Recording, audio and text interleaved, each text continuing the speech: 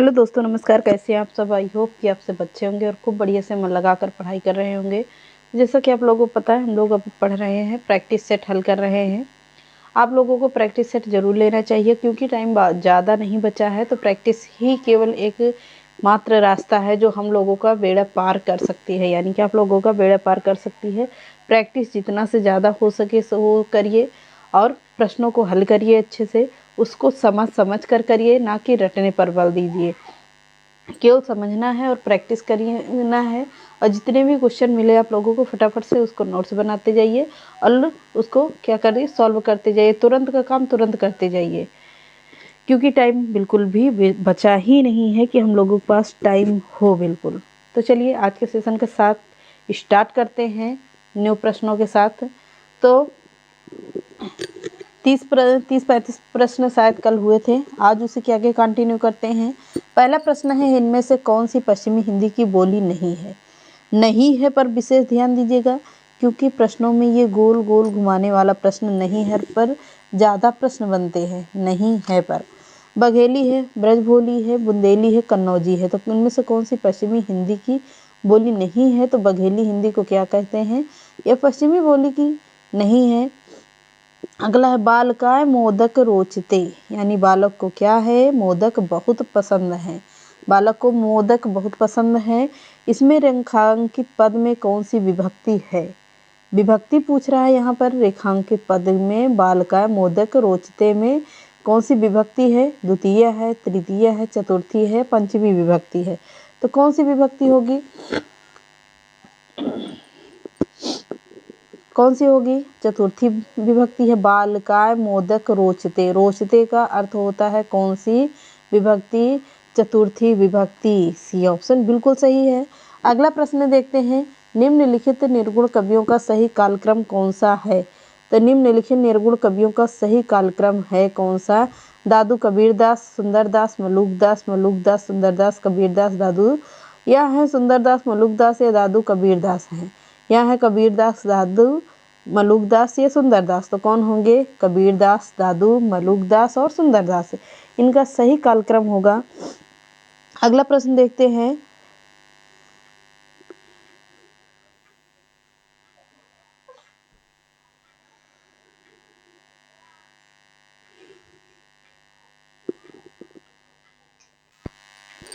अगला प्रश्न देखते हैं। प्रश्न कह रहा है कि अपने जीवन काल में 3 कहानियों की रचना कर हिंदी कथा साहित्य में अपनी अमिट पहचान बना लेने वाले रचनाकार का नाम बताइए। कौन से रचनाकार होंगे? इलाचंद जोशी हैं, चंद्रधर्म शर्मा गुलेरी हैं, या हीरानंद वात्स्यायन अज्ञे हैं, या इनमें से कोई नहीं। तो ऐसे कौन से कवि हैं जिन्होंने सिर्फ 3 कहानियाँ लिखी हैं और अपना पहचान बना ली है? तो कौन से ऐसे कवि होंगे? तो केवल 3 कहानियों से विख्यात हुए हैं। तो चंद्रधर शर्मा गुलेरी, यानी बी ऑप्शन बिल्कुल सही है।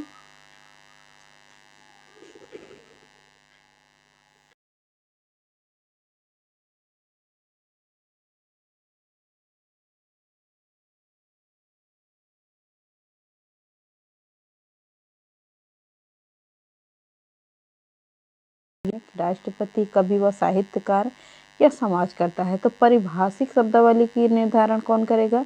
भाषा वैज्ञानिक करता है। कौन करेगा? भाषा वैज्ञानिक करेगा।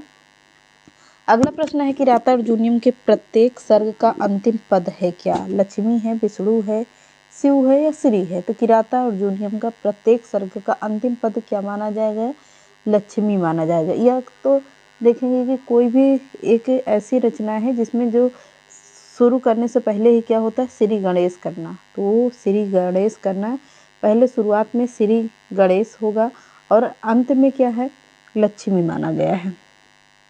तो अगला प्रश्न है, सुमेलित करने वाला है। कौन सा है? सुमेलित करने वाला है। पहले पूरा प्रश्न देखिएगा। सुमेलित कीजिए। चंदायन कब की रचना है? चंदायन तो पहली बात सुनिएगा, किसकी रचना? मुल्ला दाऊद की रचना है। मधुमालती किसकी है या मृगावती किसकी है? तो ये देखते हैं। तो पद्मावत किसकी रचना है? पद्मावत किसका हो गया? मुल्ला दाऊद का हो गया। पद्मावत किसका हो गया? मलिक मोहम्मद जायसी का हो गया। मृगावती किसकी है? ये भी पूरा काल क्रम से बिठाना है। तो उनको कैसे बिठाएंगे? चलिए देखते हैं। तो दिख रहा होगा आप लोगों को, नहीं दिख रहा? तो पहले में क्या होगा, पहले का होगा क्या, मुल्ला दाऊद। ए का एक ही होगा, ए का चंदायन कब का है, 1379 ईस्वी की है। और कौन सा है, बी में होगा, दूसरा होगा 1503 ईस्वी, मधुमालती है 1545 ईस्वी और पद्मावत है 1540 ईस्वी। यानी कि इसमें कौन सा पूरे राइट ऑप्शन दिया गया है कि यहाँ पर सुमेलित ज़्यादा नहीं करना है, बिल्कुल सामने ही सब कुछ लिखा हुआ है। तो कौन सा इसमें कूट बन रहा है, तो कूट बन रहा है बी ऑप्शन। कौन सा बन रहा है, बी ऑप्शन बन रहा है। तो अगला प्रश्न है, निम्नलिखित कहानियों को उनके लेखकों के साथ सुमेलित कीजिए। प्रश्न बहुत ही अच्छा है, ऐसे प्रश्न आप लोगों की परीक्षा में बार बार आते हैं और 2-3 प्रश्न तो बस फंसने ही फंसने हैं और आते भी रहते हैं। तो निम्नलिखित कहानियों में उनके लेखकों के साथ सुमेलित कीजिए। 11 वर्ष का समय होगा, माधव राव स्प्रे होंगे, गुलबहार होंगे या एक टोकरी पर मिट्टी, प्लेग की चुड़ैल, ये किसकी किसकी रचनाएं हैं, ये पहले देखिएगा। 11 वर्ष का समय यह किसका है, किसका होगा? आप लोग इसमें कूट पर भी मिलाइएगा क्योंकि यहाँ पर टाइम बहुत ज़्यादा लगता है। तो आप आगे पहले इनके ऑप्शन से देखते हैं। 11 वर्ष का समय किसका होगा, 11 वर्ष का समय है किसका, रामचंद्र शुक्ल का है। यानी कि यहाँ पर कौन सा कूट बैठ रहा है, पहला ही कूट बैठ रहा है। तो चलिए आगे देखिएगा। भारत की सर्व प्रमुख और एशिया की सबसे बड़ी संवाद समिति कौन सी है, कौन सी पूछ रहा है, national news agency, press trust of India, Univarta Hindustan या समाचार, कौन सा होगा पूछ रहा है। तो प्रेस ट्रस्ट ऑफ इंडिया, यानी सेकंड ऑप्शन बिल्कुल सही है। अगला प्रश्न है, निम्नलिखित कृतियों में से कौन सी भारवी द्वारा रचित है। भारवी की रचना कौन सी है, किराता अर्जुनीयम किसकी है, शिशुपाल वधम किसकी है, कुमार संभवम किसकी है या नैषधीय चरितम किसकी है। तो किराता अर्जुनीयम किसकी है, कालिदास की रचना है। शिशुपाल वधम किसकी है, श्री हर्ष की रचना है। तो किराता अर्जुनीयम भारव की रचना है, किराता अर्जुनीयम किसकी हो गई, भारत की हो गई। बाकी ये तीनों रचनाएं किसकी हो जाएंगी, भारत की रचना किसकी है, किराता अर्जुनीयम भारत की रचना है। अगला है कुमार संभवम में क्या है, कुमार संभवम में कार्तिकेय जी के बारे में वर्णन किया गया है। शिशुपाल का वध जब कृष्ण भगवान ने किया तो उसका है। नैषधीय चरितम में ये सारी रचनाएं कुमार संभवम है किसकी, शायद श्री हर्ष की है, भी कन्फर्म याद नहीं आ रहा। चलिए हम ढूंढ कर कल कन्फर्म करके बताते हैं, नहीं तो आप लोग भी देख लीजिएगा, थोड़ा सा काफ़ी दिन हो गए, डाउट थोड़ा सा आ रहा है, तो कोई बात नहीं, आगे बढ़िए। इनमें से कौन सी रचना अवधी भाषा की नहीं है, रामचरितमानस अवधी भाषा की है, विनय पत्रिका किसकी है, पद्मावत किसकी है, चंदायन किसकी है। तो चंदायन है मुल्ला दाऊद की रचना, पद्मावत है किसकी, मलिक मोहम्मद जायसी की, रामचरितमानस है तुलसीदास की रचना, विनय पत्रिका किसकी होगी, विनय पत्रिका रचना किसकी है, ये भी है तुलसीदास की रचना। पर क्या है इसमें अवधी भाषा में नहीं लिखा गया है, ब्रज भाषा में लिखा गया है। किस भाषा में, ब्रज भाषा में लिखा गया है। तो इनमें से अवधी भाषा की नहीं है विनय पत्रिका, बाकी तीनों रचनाएं अवधी भाषा की रचनाएं हैं। अगला है मुंशी धनपत राय को, मुंशी धनपत राय को, एक मिनट दिख रहा होगा, मुंशी धनपत राय को प्रेमचंद्र नाम से सुशोभित करने वाले व्यक्ति का नाम है मुंशी दयानारायण, या है मुंशी देवनारायण होंगे, या मुंशी अजायब लाल हैं, या इनमें से कोई नहीं। तो कौन है, तो मुंशी धनपत राय को प्रेमचंद के नाम से सुशोभित करने वाले मुंशी दया नारायण हैं, पहला ही ऑप्शन बिल्कुल सही है। अगला है टीवी चैनलों पर कमर्शियल ब्रेक से तात्पर्य है, कमर्शियल ब्रेक से तात्पर्य है फ्रेश न्यूज, विज्ञापन, हाई न्यूज या सॉफ्ट न्यूज। तो विज्ञापन होता है टीवी चैनल में, इसमें कोई अपने यहाँ का क्वेश्चन ऐसे कभी कभी पूछ लेता है का क्वेश्चन, कोई बात नहीं। अगला है भगवान राम के जीवन से संबंधित नाटक कौन सा है? मालती माधव है, महावीर चरितम है, या स्वप्न वासोदत्ता है, या उपरोक्त में कोई नहीं है? तो राम भगवान के जीवन पर आधारित नाटक कौन सा है? महावीर चरित्र है। बी ऑप्शन बिल्कुल सही है। स्वप्न वासोदत्ता में तो कहानी के तौर पर है, ये स्वप्न वासोदत्ता है। और आप लोगों को किसी दिन संस्कृत पढ़ाएंगे टीजीटी की क्लास में, तो टीजीटी की क्लासेज में आप लोगों को पूरा नोट्स बनवा कर पढ़ाएंगे, तो सब कुछ डिटेल से पढ़ाएंगे, वहाँ पर बहुत ही सब कुछ क्लियर करते हुए चलेंगे। अगला देखते हैं, गिरा अर्थ जल बीच सम कहियत भिन्न न भिन्न, बंदो सीता राम पद जीनह परम प्रिय खिन्न। उक्त काव्य पंक्तियाँ किस कवि की हैं? तो केशवदास की हैं, तुलसीदास की हैं, ईश्वरदास की हैं, नागरी दास की हैं। तो क्या कह रहा है? गिरा अर्थ जल बीच सम कहियत भिन्न न भिन्न, बंदो सीता राम पद जीनह परम प्रिय खिन्न। यह किसका है? तो तुलसीदास की है। किसकी है? तुलसीदास की है। अगला, हरिवंश राय बच्चन की आत्मकथा के कितने भाग प्रकाशित हैं? 1, 2, 3, 4। तो कितने हैं? तो 4 आत्मकथा हैं प्रकाशित। अगला है, भाषा की लघुत्तम इकाई क्या होती है? ध्वनि को कहा जाता है। बिल्कुल सही ऑप्शन है। अगला, मुद्रा राक्षसम किसकी नाट्य कृति है? विशाख दत्त की है। किसकी है? विशाख दत्त की है। सभी को पता है, याद भी होना चाहिए सबको।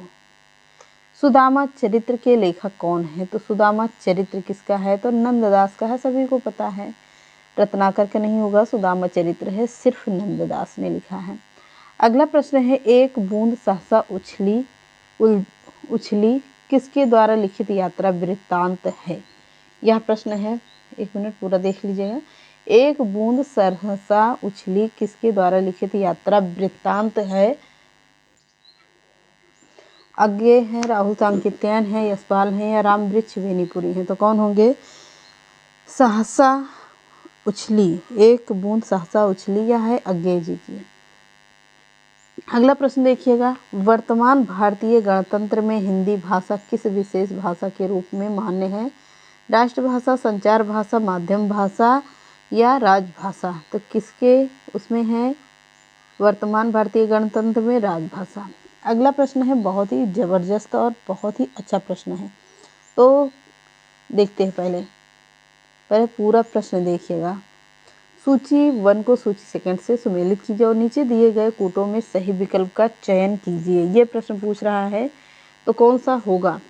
तो कालिदास की कौन सी है? भवभूति की, दंडी की, श्रीहर्ष की? तो आप लोग इसमें देखिएगा पहला कौन सा होगा? तो कालिदास की है मालविकाग्नि मित्रम, यहीं से मिल गई, पहला ही ऑप्शन कालिदास की होगा। और भवभूति की कौन सा है? भवभूति की रचनाएं कौन सी हैं? तो भवभूति की हैं, भवभूति की कौन सी हो गई? मालती माधव। मिलाते हुए चलिएगा। 10 कुमार चरितम किसकी होगी? यह तो सभी को पता होना चाहिए, यह है दंडी की। 10 कुमार चरितम दंडी की है। श्रीहर्ष की अब यहीं से मिला लीजिएगा, नैसे दिए चरितम मिल गया। अब इसमें कौन सा कूट बन रहा है? तो कहाँ बन रहा है?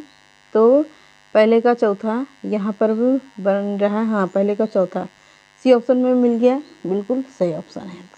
अगला है, रचना काल के आधार पर रचनाओं का काल सही क्रम है, क्या है? कवि कुल कल्पतरु है, रसिक प्रिया है, ललित ललाम, मतीराम का है ललित ललाम, रसिक प्रिया, अलंकार माला, रसिक प्रिया, कवि कुल कल्पतरु, ललित ललाम, अलंकार माला, ये सब हैं आप लोगों को देखने के लिए। तो कौन सा सुमेलित होगा, ये प्रश्न कह रहा है, तो सेकंड ऑप्शन बिल्कुल सही है। अगला प्रश्न देखते हैं, काव्य के विशिष्ट तत्व के रूप में ध्वनि शब्द का सर्वप्रथम प्रयोग किया है? किसने किया है? भामह ने किया है, दंडी ने किया है, आनंदवर्धन ने किया, कुंतक ने किया है? तो ध्वनि शब्द का सर्वप्रथम प्रयोग करने वाले आनंदवर्धन हैं। अगला, तोता डाली पर बैठा है, इस वाक्य में कौन सा कारक है? अधिकरण कारक बैठा हुआ है, कौन बैठा है? तोता बैठा हुआ है। कहाँ पर बैठा है? डाल पर बैठा हुआ है। अधिकरण अलगाव की दृष्टि से अपादान कारक संबंध बता रहा है तो संबंध कारक है। अगर किसी का रिलेटिव बता रहा है, रिलेशन बता रहा है कि वो मेरे ये हैं, तो उसमें कौन सा होगा? संबंध कारक होगा। करण कारक से अर्थ होता है अलगाव की दृष्टि में होता है, मतलब करण से अलग होने की ज़्यादा नहीं, अपादान में तो बिल्कुल अलग होता है। करण से कारक होता है क्या? कारण बताने पर। अगला है कालिदास ने सुलभ कोपो महर्षि किसे कहा है? तो दुर्वासा को, परशुराम को, वशिष्ठ को या विश्वामित्र को? तो कालिदास ने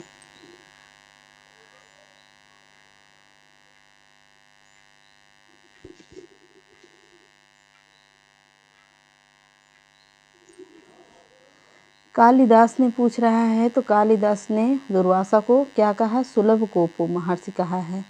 अगला है मैथिली शरण गुप्त ने इतिहास के उपेक्षित नारी पात्र को निम्न पुस्तक में प्रकाशित किया है। किसके? भारतीय रंग में, भंग, द्वापर या साकेत में?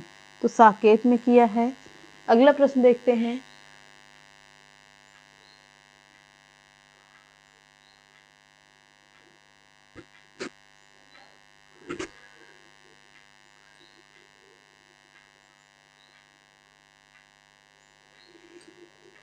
एक मिनट, कोई आ गया था इसलिए थोड़ी सॉरी। अगला प्रश्न है, वह कार मेरी है, मेरी का संबंध बता रहा है, वो कौन है? मेरियन। मैंने बताया अभी, संबंध बताने वाले को वह कार मेरी है, तो कौन सा कारक? संबंध है। मनोविज्ञान में कौन सी संधि है? मनोविज्ञान में कौन सी संधि है? मनः प्लस विज्ञान। कौन सी संधि आ रही है? विसर्ग संधि आ रही। कौन सी संधि होगी? विसर्ग संधि है।